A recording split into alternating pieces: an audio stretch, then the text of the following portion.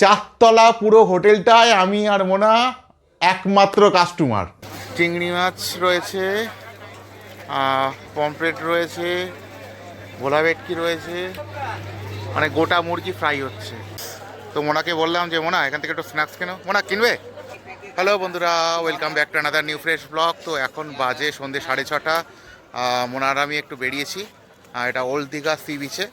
তো একটু সমুদ্রের ধারে বসছিলাম, কিন্তু প্রচণ্ড মশা।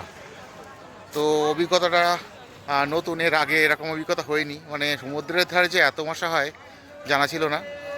আর সবথেকে বড় কথা হলো, যে হোটেলে আছি সেই হোটেলেও দেখছি মোটামুটি দরজা খুললেই সন্ধ্যেবেলা টুকটাক টুকটাক করে মশা ঢুকে যাচ্ছে। দীঘাতে মনে হচ্ছে মশাটা বেড়ে গেল। এই একটা দোকানের দিকে চোখ পড়লো, ক্যালকাটা ফিশ ফ্রাই। তো এখানে কী কী ফিশ আছে একটু দেখা যাক, চলো যাই দেখি, আর কোনটা কি দাম আছে দেখি। চিংড়ি মাছ রয়েছে, পমফ্রেট রয়েছে, ভোলা ভেটকি রয়েছে, অনেক কিছুই আছে, ভালোই, খারাপ না। এর পাশের দোকানটা দেখি, এটা হচ্ছে ইন্ডিয়ান মোমো হাউস, আর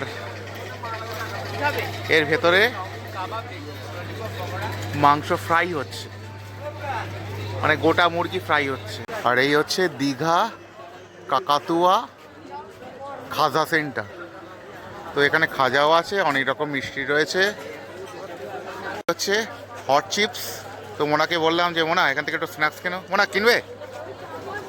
আর এটা হচ্ছে সমস্ত মার্কেট, আর বিভিন্ন রকম দোকান আছে এখানে। আর রাস্তাতে ফুটপাতে অনেকে পাতিয়ে বসেছে, এটা ওটা খেলনা রয়েছে, মেয়েদের সাজার জিনিস রয়েছে। আর এই যে কাকা এখানে কি বিক্রি করছে একটু দেখি। কাকা এখানে এরকম আলু কাবলি টাবলি এরকম জাতীয় কিছু বিক্রি করছে। এখানে ব্যাগ কিন্তু প্রচুর, অনেক ব্যাগের দোকান, পর পর পর পর সব ব্যাগের দোকান।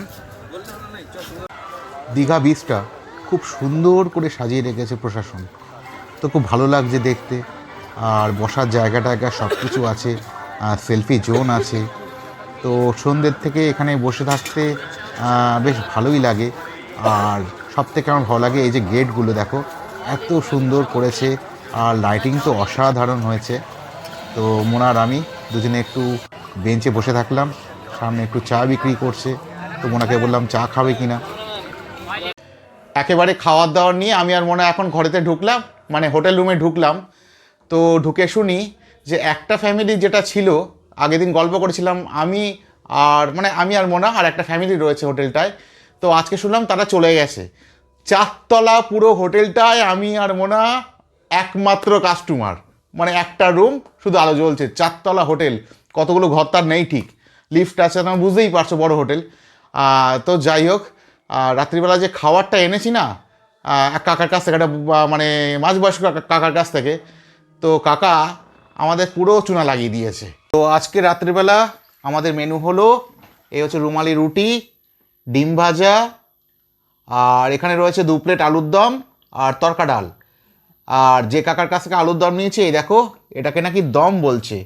বাড়ি এসে দেখি এটা সিম্পল আলুর ঝোল। তো যাই হোক, এখানে ব্লগটা শেষ করছি, আর বেশিক্ষণ বাড়াবো না, খিদেও লেগে গেছে। তো যাই হোক, সকলে খুব খুব ভালো থেকো, রাত্রে তাড়াতাড়ি ঘুমিও, সকালে তাড়াতাড়ি উঠো, দেখা হবে আবার আগামীকাল। তো সকলকে জানাই শুভরাত্রি, good night, sweet dream, tata.